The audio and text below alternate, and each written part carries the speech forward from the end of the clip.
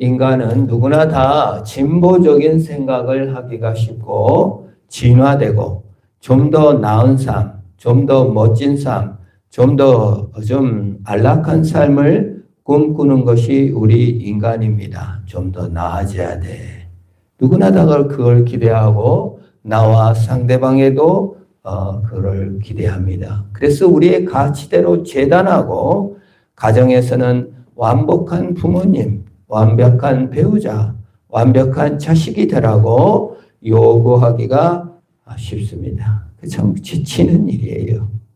더 나은 삶을 산다는 게 쉬운 것이 아닙니다. 그래서 우리가 소진된다, 피곤하다 이런 말을 합니다.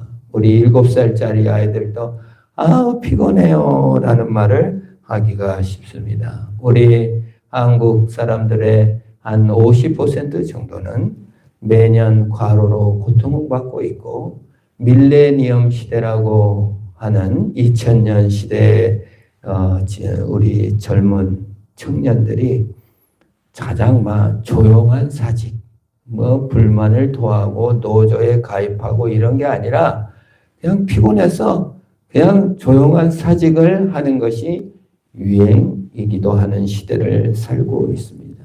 쉼이 없어요. 번아웃이요. 피곤합니다. 근데 하나님께서 우리에게 쉬라. 어떤 것이 진정한 쉼입니까?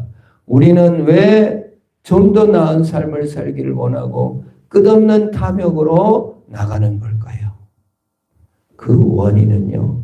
우리의 삶을 우리가 통제하기를 원하기 때문에 그래요.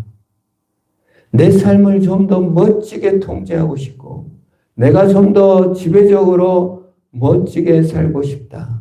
사실 선악을 알게 하는 나무의 열매를 따먹은 이유가 무엇입니까? 하나님마저도 내 손으로 통제하고 싶고 이 에덴 동산의 운명마저도 내 손으로 통제하고 싶은 것이 바로 욕망이요, 일의 근원이요, 피곤함의 근원인 것입니다. 하나님께 맡길 수가 없는 거예요. 쉼은 무엇입니까? 하나님께 맡기는 겁니다. 오늘 10절에 너는 6 동안 너의 땅에 파종한 소식을 거두고 11절 7째 해는 갈지 말고 묵혀두어서 내 가난한 자들을 먹게 하라. 6년 동안은 일을 하지만 7년은 안식년으로 그냥 쉬어야 된대요. 그리고 거기 내버려둔 감나무, 포도나무 다 열매 맺으면 그 가난한 사람들 먹고 이방인들 먹고 그렇게 해라 그 말입니다. 하나님께서는 분명히 아담과 하와가 범죄한 후에 너는 땀을 흘려야 땅에서 땀을 흘려야 먹을 것이라고 하였는데 하나님께서 그 원리, 저주의 원리를 완전히 회복시키는 것이 쉬어라. 너희들이 벌어먹고 사는 것이 아니다. 네가 땀 흘려야 먹고 사는 것이 아니다. 내가 공급한 완전한 헌신, 내가 공급한 완전한 음료, 그것을 먹어야 된다. 주님께서 공급하시는 안식으로 우리를 초대하는 것입니다. 그래서 성경 전체는 안식이에요. 예수님께서 안식일의 주인이라고 선언하시며 내 안식에 들어오라고 말씀하신 것입니다. 십자가 앞에 우리는 노동을 멈추고 하나님 앞에 나아가 안식하고 자유를 누리게 되는 것이에요. 사실 우리 시대에도 그런 번아웃, 피곤함 때문에요. 주 5일 근무제가 도입되고 이제 주 4일 근무제도 도입한다는 얘기가 나오고 있어요. 그리고 유행하는 말 중에 월화백, 월, 달월이에요. 달빛 아래서 은은한 빛에서 강요하지 않고 사는 삶, 월화. 달빛 아래 산다. 흰백, 맑고 깨끗한 욕심 없이 비워진 마음의 고요를 누리고 산다. 그래서 월화백을 추구한다라는 말이 유행하고 있습니다. 신체 디톡스를 맞아야 월화백을 즐긴다는 거예요. 그래서 여러분 그냥 사우나 가면 쭉쭉 물만 빠지는데 운동하고 이러면은 뭐예요? 노폐물이 빠져나온다는 거예요. 신체 디톡스. 몸에 간, 신장, 피부 자극에 좋은 일, 노동이 아닌 일을, 운동을 이렇게 한다든지 이런 걸 신체 디톡스. 요즘 이제 디지털 때문에 너무 피곤하니까 디지털 워라밸을 추구하는 게 뭐예요? 완전히 끊는 거예요. 핸드폰도 잠시 내려놓고 유튜브 시청도 내려놓고 디지털 디톡스, 아날로그로 돌아가는 거예요. 그래서 뭐 가족과 함께 모든 전자기기를 끊고 뭐 3일간 뭐 텐트에서 산다. 그런 거를 워라밸을 추구한다라고 말하는 거예요. 정서 디톡스. 그 뭐예요? 스트레스, 부정 막 받으니까 명상을 한다든지 또는 일기를 쓴다든지 또는 친한 친구와 대화를 나누는 거. 그거를 이런 카페, 저 주는 속에도 사람이 많이 오잖아요. 지나가면서 이렇게 살아야 된다. 워라밸을 추구하는 거예요. 사람들이 힘백, 여유 있는 삶. 왜요? 피곤하니까요. 우리가 사실 이 시대를 보면은요, 옛날에는 일하느라고 너무 밥 먹고 살기가 힘들어서 일만 하고 살았지만은요, 지금은 완전히 그 디지털의 홍수 시대를 살고 있어요. 너무 피곤해요.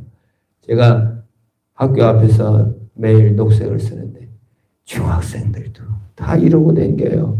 길에서 제가 늘 길 건널 때마다 야, 길 건널 때 이거 보다가 죽음, 차 오는 거 못 보면 죽어. 이거 길 건널 때는 보지 말아야 돼. 어른도 어린이들도 다 홍수 속에, 디지털의 홍수 속에서 게임 중독 속에서 살아요. 워라밸이 없어요. 안식이 없어요.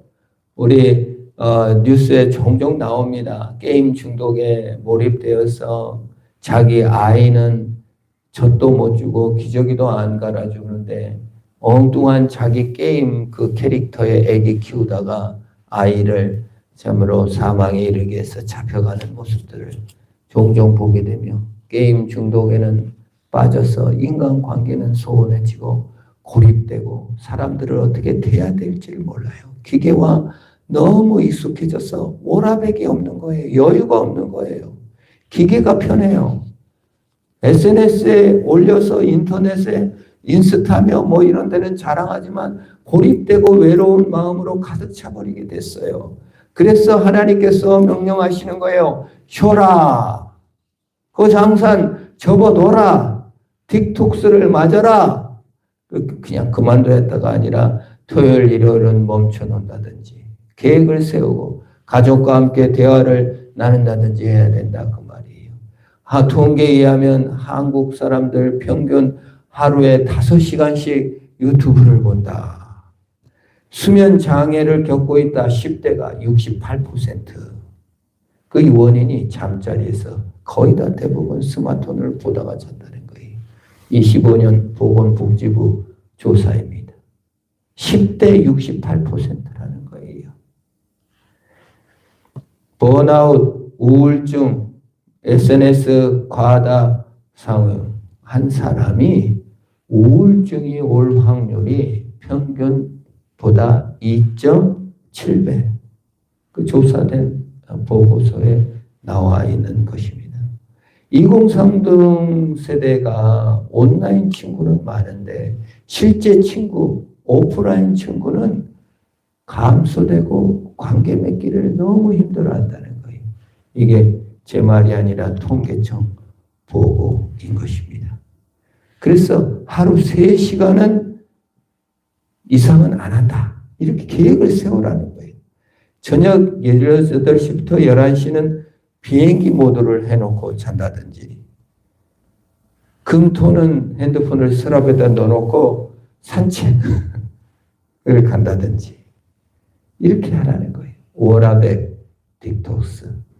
그러나 무엇보다도 맞아야 할 틱톡스는 예수, 영적 안식의 틱톡스. 주님 앞에 나와 그 십자가의 보혈로 공로로 씻을 때 우리의 영이 안식하고 참된 평화를 누리게 될 줄로 믿는 것입니다. 내가 통제하고 내가 인정받고 내가 조화를 누르고 내가 일해야 먹고 사는 것이 아니라 예수 그리스도께서 나를 다스리시고 통치하시고 지배하시면 산다. 하나님의 은혜면 충분하다. 그런 딕톡스, 영적 딕톡스. 내가 도파민을 먹어야 되고 내가 쾌락을 먹어야 되고 내 즐거움을 누려야 되려면 내가 가서 게임도 해야 되고 피곤합니다. 하나님의 은혜면 족하다. 그게 우리의 자유와 안식을 주는 줄 믿습니다. 이렇게 안식하는다는 것은 그냥 놀고 먹는다는 것이 아니라 공동체를 쉬게 하는 것이요 자연을 살리는 것입니다. 12절에 이렇게 말합니다. 너는 엿새 동안에 내 일을 하고 일곱째 날에는 쉬라. 내 소와 나귀가 쉴 것이며 내 여종 자식과 나그네도 쉼을 얻으리라. 우리가 쉴 때 종들도 쉬고 우리가 쉴 때 예수 안에 안식할 때 자연물과 모든 환경도 제자리를 잡는다는 겁니다. 여러분 38선 거기 민간인이 사람이 안 사니까 거기가 생태계가 보고돼 가지고 전 세계 학자들이 너무 귀한 곳이다. 38선이 찢어져 좀 비무장지대가 있어서 안타깝긴 하지만 그 자연 보고로 거기가 보존됐다는 거예요. 얼마나 이 놀라운 일입니까? 내 손 타고 사람 손으로 자연을 보호하는 게 아니라 하나님께서 보호하신다 그 말이에요. 내가 다스리시고 내가 통제하는 게 아니라 하나님이 참으로 보호하고 통제하고 다스리도록 만드는 것이 우리의 쉼이다 그 말이에요. 하나님의 공동체로 들어가는 거. 그래서 참 우리가 공동체로 들어가는 것이 참 복된 일입니다. 교회는 그래서 공동체죠. 우리가 함께 예배하는 거예요. 각자 집에서 혼자 나이 때문에 또 여러 가지 사정 때문에 혼자 예배할 수도 있지만 공동체로 나와 함께 예배하며 함께 공감하며 하나님 앞에 나아갈 때 우리의 공동체가 회복되는 거예요. 가정이 회복되는 거예요. 우리 사회가 회복되어 가는 것입니다. 공동체의 딕톡스를 맞아야 됩니다. 사랑의 딕톡스, 관심의 딕톡스를 맞아 우리가 세워가야 할 것입니다. 나는 예배하는데 너는 일해라가 아니라 같이 예배할 수 있는 것이죠. 그래서 우리가 화석 연료를 줄인다든지 플라스틱 사용을 줄인다든지 하는 모든 노력들도 사실 공동체 환경 딕톡스를 맞는 일인 것입니다. 창조와 안식과 회복을 위해서 우리는 일하는 거예요. 하나님이 창조하신 것을 알고 하나님께서 안식케 하시는 것을 알아 주님 앞에 안식하며 회복을 위하여 망가진 세계, 망가진 내 자신이 예수 안에서 회복되며 망가진 자연환경, 망가진 인간관계가 회복되며 하나님 앞에 나아갈 수 있는 것이 안식이다 그 말이에요. 그래서 안식일은 대화의 날, 주일은 대화의 날 이렇게 할 수 있습니다. 함께 모여 좀 아날로그로 돌아갈 수 있어야 됩니다. 아내랑 일을 하면서 막 수고해서 옛날에는 어머니 말에 그 곡식을 베면은 그 대나무 거기다 껴가지고 이렇게 하나씩 홀단다. 근데 일본 시대에 오니까 쇠로 된 이 홀기가 와가지고 너무 좋았다는 거예요. 그 다음에 이제 홀대가 와가지고 많이 옳고 지금은 콤파인이 완전히 홀따서 집까지 다 썰어놓고 자루에 딱 넣어. 옛날에는 농사 지을 때 가을 일이 시작하면 9월부터 어머니 말씀에 눈이 펄펄 2월까지 이거를 타작을 했다는 거예요. 얼마나 고생을 하는지 밥 하나 먹기가 얼마나 힘듭니까? 내가 쌀 한 톨이 너무 귀한 거죠. 그러니까 그냥 밥 먹기 위해서 죽도록 일을만 했어요. 아날로그로. 근데 찍고 피곤하다 그랬더니 아내가 그때가 더 좋았는지 몰라요. 그래서 가만히 생각해 봐요. 그런 아날로그적 수작업이 과연 나쁜 것인가? 우리가 과학이 발전되고 사회가 발전될수록 아날로그가 사라져버려요. 빨리빨리 하고 도파민 빨리 나오는 거, 손가락 클릭하는 걸로 기쁨을 얻지만 하나의 기쁨을 위해서 수작업을 통해서 이루는 노력들, 이게 딕토스가 아닌가 싶어요. 오늘날 우리가 참 정말 수작업으로 이렇게 하는 것이 정서를 완전히 이롭게 하고 우리의 영혼을 깨운다고 하잖아요. 디지털로 탁탁탁 찍어내는 것에 너무 익숙해졌어요. 수작업을 너무 외면하는 시대에 살고 있는데 우리가 참 그러면 안 됩니다. 공동체도 그래요. 그러다 보니까 인간관계도 그래요. 인간관계도 너무 쉬워요. 그냥 조금만 나빠지면 말 안 해버리고 관계를 끊어버리고 그냥 고립돼서 살기가 쉽다 그 말이에요. 하나님은 우리를 용서하시기 위해서 수작업하시고 사람이 되셔서 오셔서 고생하시고 함께 걸으시고 아파하셨습니다. 그게 용서죠. 그게 함께함이죠. 그래서 우리를 회복시켜 주시는 것입니다. 우리는 사랑의 수고, 용서의 수고, 진리의 수고를 해야 될 길로 나아가는 것입니다. 그것이 쉬는 것이요. 그것이 하나님 앞에 나아가는 것인 줄 믿습니다. 셋째로 이제 그 쉼을 어디까지 확장하냐?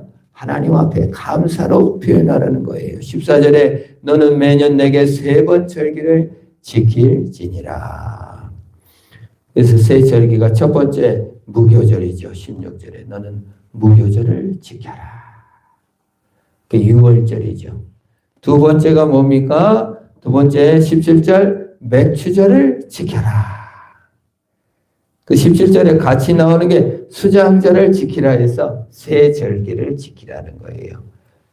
6월 무교절, 맥추절, 수장절. 이 세 절기가 이스라엘의 세 절기고 이때 모든 사람들은 3번 하나님이 정한 곳에 와서 절기를 지켜라. 우리는 각 집에서 절기를 지키는데 이스라엘은 무교절에 전부 다 추석처럼 설날처럼 절기가 무교절이에요.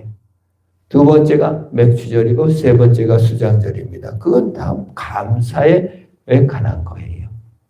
첫 번째 무교절이라는 건 뭐냐면 이스라엘 백성들이 이집트에서 탈출해서 구원받아 나갈 때 무교, 그 발효되지 않는 빵들을 어깨에 메고 급하게 나오면서 시작된 절기.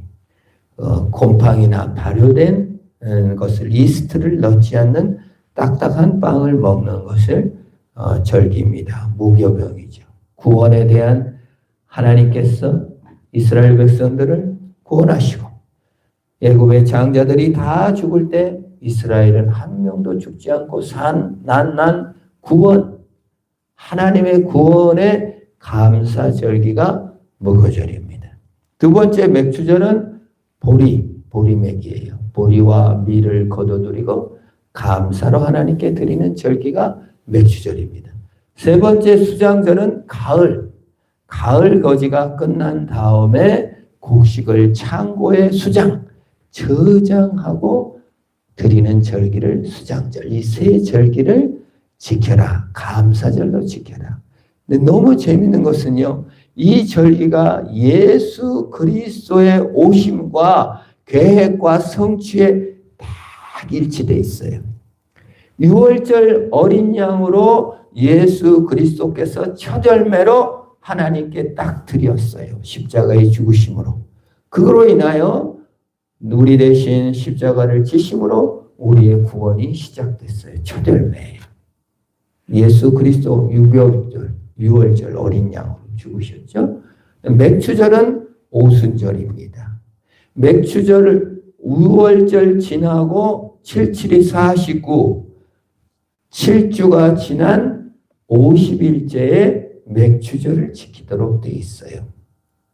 그 첫 이삭을 바친 다음에 계속 추수를 해 나가요.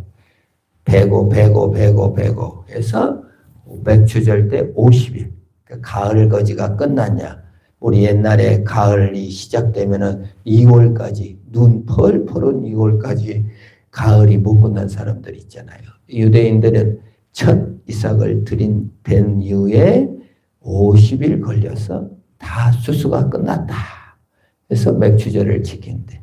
그게 오순절 때 성령께서 강림하셔서 사도행전에 많은 백성들이 폭발적으로 거둬들여 예수 믿는 신자가 되고 부활의 증인이 되어 하나님 나라가 확장되는 오순절이에요. 그래서 6월절은 예수 그리스도의 죽음과 맏아들 되신 예수 그리스도의 죽음으로 승리를 사망 권세 이기고, 맥추절 오순절에는 성령 강림을 통하여 하나님의 구원이 완성되고 확장됩니다. 수장절은 무엇입니까? 거둬들이는, 창고에 드리는 영원한 천국 백성 되어 하나님 앞에 안식을 누리는 거예요. 그 수장절 절기는 사실 초막절의 절기도 그때 있어요. 대속제일도 수장절에 실시되는 거예요. 그게 뭐예요? 장막에 나와서 내 집이 아닌 임시 거처 장막에서 자면서 하나님이 준비할 영원한 처소를 사모하는 절기가 수장절이에요. 그래서 성경은요, 구약 성경도 전부 다 예수님에 대한 얘기예요. 이 절기 하나 속에서도 예수 그리스도의 오심과 하신 일과 완성할 일을 넣어놨어요. 그래서 그거에 대한 감사로 살아라. 그게 헌신이에요. 우리가 예수 그리스도의 십자가의 죽음과 그 대속의 은혜에 감사하는 것이 우리의 휴식이요, 우리의 희망이요, 우리 공동체의 회복인 줄 믿습니다. 우리 구원에 대한 감사의 회복이야말로, 우리 삶에 대한 감사의 회복이야말로 그것이 가장 아름다운 날입니다. 그것을 통합적으로 6월절과 맥추절과 수장절이 전부 다 통합되어 실시되는 것이 오늘날 주일 예배예요.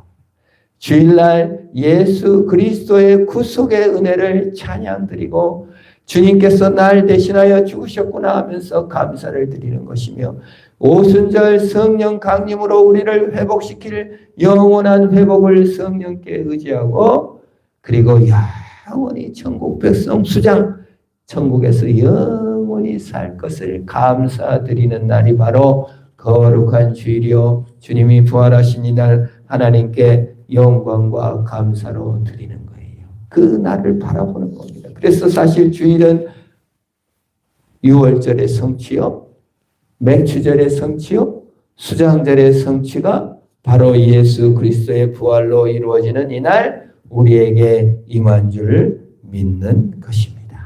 감사 파티예요. 주일. 예수께서 나를 위해 죽으시고 부활하셨구나. 그래서 온라인을 뛰어넘어 이 현장에 나와 하나님 앞에 함께 예배하며 감사를 드리는 것입니다. 네 번째, 이제 그 예배에 나와서 헌신하는 절기로 드리는 겁니다. 18절에 너는 제물의 피를 유교범과 함께 드리지 말며 이스트나 발효되지 않는 것을 넣어라. 그 말은 무슨 말입니까? 반쪽짜리 헌신하지 말고 온전한 헌신을 하라는 거예요. 우리가 발효된 곰팡이를 넣는 것이 빵을 부드럽게 하고 훨씬 맛있게 해는 거예요. 그렇잖아요. 그냥 이 이스트가 없는 빵을 넣으면 너무 딱딱해요. 그냥 맛이 없어요. 뽑기 할 때나 곰팡이를 안 넣지 빵에는 곰팡이를 넣어야 됩니다. 근데 성경은 곰팡이를 넣지 말래요. 발효된 걸 넣지 말래요.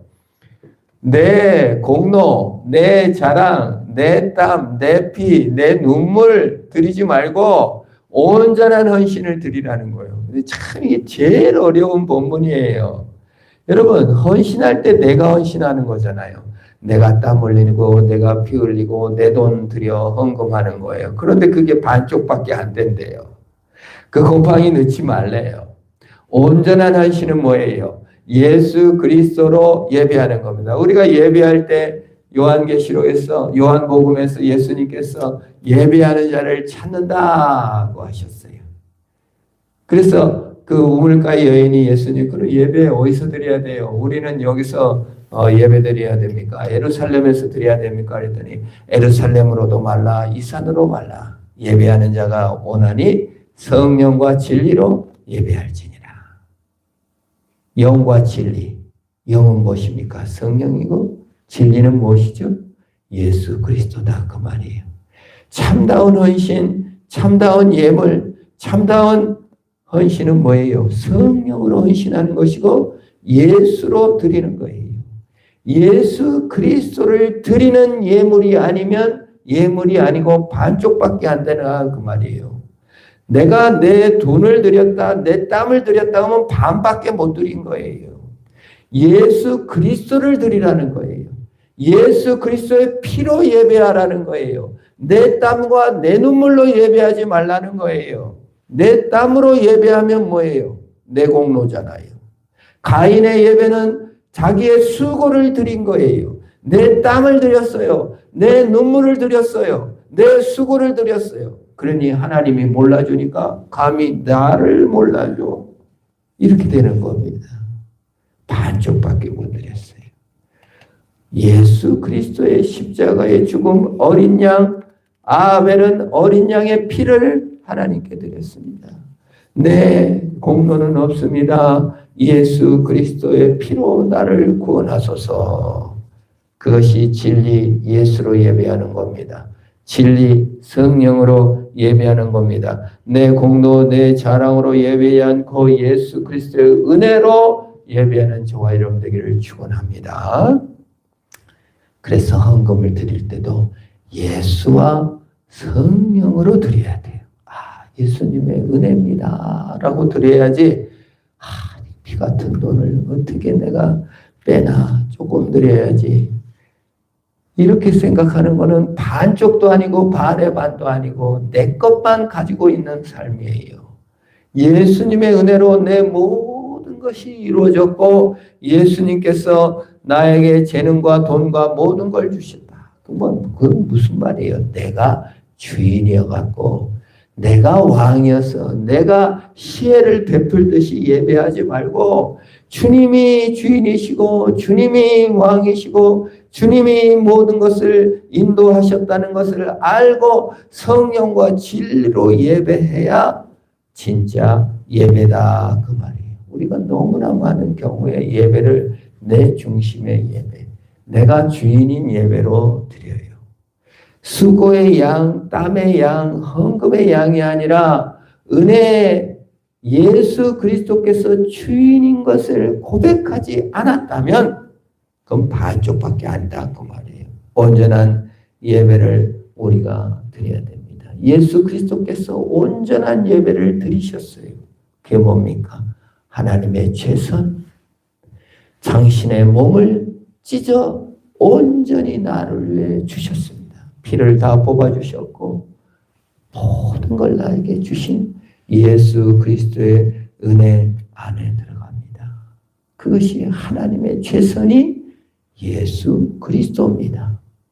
하나님의 최선을 우리에게 주시고 은혜를 주시고 헌신하셨어요. 그러므로 우리가 예배할 때 하나님의 최선, 나의 최선, 예수 그리스도로 예배하는 저와 여러분이 되어야 될 줄 믿습니다. 그래서 우리가 예배 시간에 예수 그리스도의 안식 속으로 들어가는 거예요. 영적 디톡스를 맞는 거예요. 모든 아날로그와 모든 디지털과 모든 수고와 모든 피와 땀을 내려놓고 예수 그리스도 안으로 들어가는 것입니다. 그것이 예배요. 그것이 공동체를 회복하는 것이요. 십자가의 은혜 아래 들어갈 때 우리를 살리는 것입니다. 오늘 예수 그리스도의 안식으로 들어가 그의 영과 그의 진리로 승리하시기를 축원합니다. 번아웃에서 벗어나 은혜로 사는 저와 여러분 되기를 기도합니다. 기도하겠습니다. 하나님 감사합니다. 예수 그리스도께서 영적인 딕톡스를 우리에게 쏟아내려 주셔서 예수로 예배하고 예수로 승리하며 예수로 일하며 예수로 헌신하는 우리 모두가 되도록 복 주시고 힘 주시고 새롭게 하여 주옵소서. 예수님의 이름으로 기도합니다.